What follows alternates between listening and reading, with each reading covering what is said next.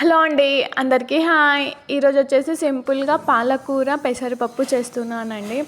So తొందరగా అయ్యే recipe, so హెల్త్కి కూడా చాలా మంచిది పాలకూర పెసరపప్పు రెసిపీ. అందుకనేసి నేను ఫస్ట్ పాలకూరను నీట్గా కడుక్కొని పక్కన పెట్టేసుకున్నాను. అందుకోసం 2 ఆనియన్స్ కట్ చేసి పక్కన పెట్టేసుకున్నాను. అల్లం వెల్లుల్లి కూడా తీసి పక్కన పెట్టేసుకున్నాను. ఇంకా బౌల్ పెట్టేసి అందులోనికి ఆనియన్స్ వేసేసి ఒక 10 మినిట్స్ అలా ఫ్రై చేసేసాను. సో తర్వాత మళ్ళీ సరిపడినంత అల్లం వెల్లుల్లి పేస్ట్ వేసి ఒక 2 మినిట్స్ మళ్ళీ మొత్తాన్ని ఫ్రై చేసేసాను.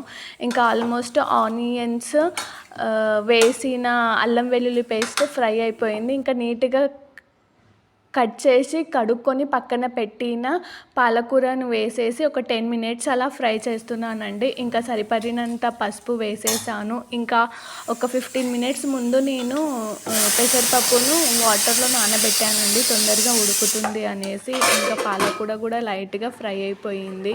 సో పెసరపప్పును మొత్తం వేసేసాను. ఒక 10 మినిట్స్ అయితే సింపుల్గా పాలకూర రెసిపీ అయిపోతుంది.